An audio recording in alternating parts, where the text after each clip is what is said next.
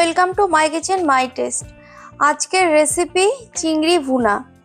বাড়িতে থাকা খুব সামান্য কয়েকটি উপকরণ দিয়েই দুর্দান্ত টেস্টি এই চিংড়ির রেসিপি তৈরি হয়ে যাবে। লোভনীয় এই চিংড়ির রেসিপি কি করে তৈরি হলো দেখে নিই।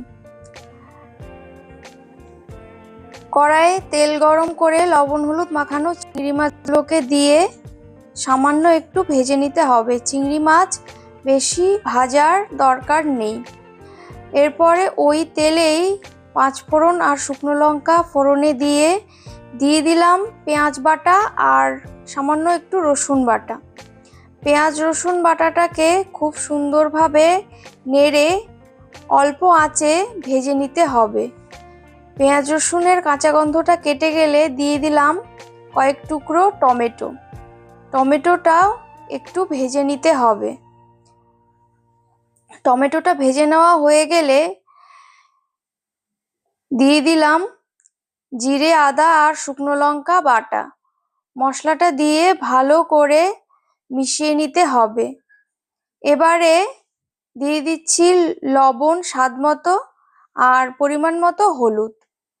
লবণ হলুদটাকে মিশিয়ে নিয়ে ভালো করে মশলাটাকে কষিয়ে নিতে হবে। চ্যানেলটি সাবস্ক্রাইব করে আমার পাশে থাকবেন আর পাশে রাখা বেল আইকনটি প্রেস করে দেবেন নতুন নতুন ভিডিওর আপডেটগুলি সবার আগে পাবার জন্য। কিছুক্ষণের জন্য আঁচ কমিয়ে একটু ঢেকে দিলাম। ফিরে এলাম।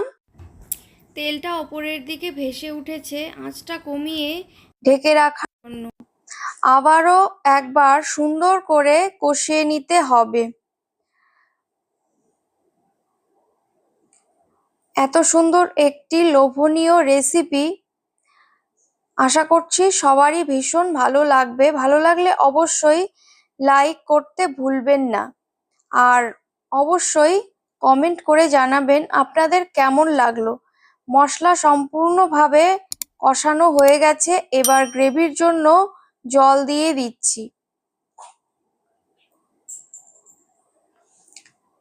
ফুটে উঠেছে।